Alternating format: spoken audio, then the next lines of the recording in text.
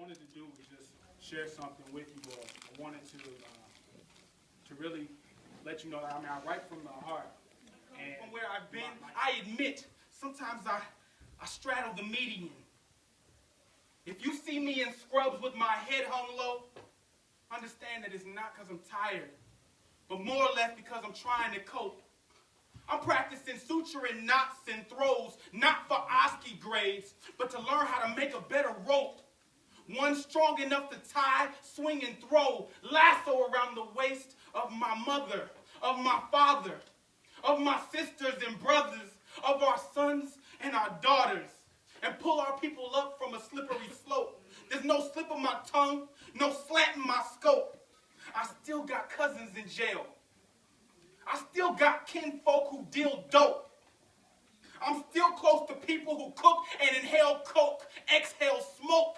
So I inhale their struggles and exhale hope in a hopeful attempt to give them a piece of me, something that has health, something that has wealth. But I know that the moment I leave, they will still feel broke, still feel broken. I'm in an HBCU, but I'm still that token nigga who will take in nigga and spit out Niagara. I will overflow and detect the coldest souls and spit out magma. With a mindset so erectile, dysfunctional fixedness from cross campus, come, get your Viagra. Telling the fearful in maroon sweats and hoodies, you either make a difference or else you gotta move like Jagger. Because I know that I'm here for something much bigger than me. I feel the irony. What's inside of me lies between two extremes. Like being wide awake but still living out dreams. Like being tight-lipped but still letting out screams. In a BART station, at a gas station.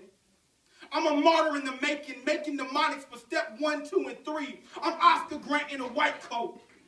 I'm Jordan Davis with a stethoscope. Matter of fact, I'm Trayvon Martin Luther King. Making black history while they making blacks history. Gave us the shortest month because we lived the shortest lives. So essentially, you and I have signed up to tell each other, sorry, you're just not going to make it. I speak this way to paint a picture so vividly. The imagery is enough to sensitize the desensitized, jerking hearts from bodies, tearing tears from eyes.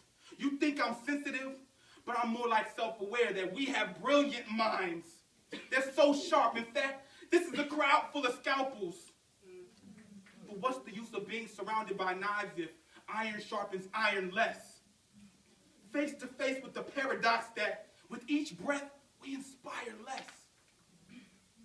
I thought we were doing this from the soul, but it feels more like from the flesh. And at best, the purpose and the passion is tightly tucked away, folded like origami in the chest of an optimist. What happened to our colleges? What happened to our consciousness? I walk across campus feeling like Brad Pitt in the midst of a zombie apocalypse. We are not the walking dead. We are the walking steadfast, headstrong, thoroughbred.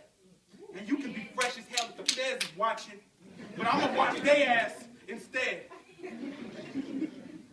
See, what's inside of me lies between protesting silently and violently, between holding lit matches and teaching young dragons how to fire breathe.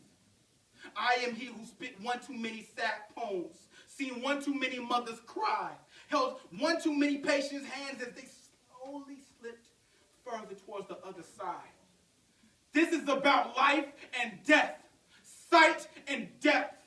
Not board scores, not GPAs, not recommendations. So consider this my PSA. We are losing lives.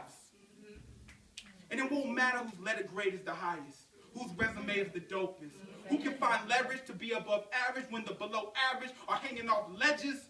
We're arrested in labor, and yes, the legs is wide open. So I'ma birth the truth, no Pitocin. So someone please alert OB to drop the nursery tune after I spoke this.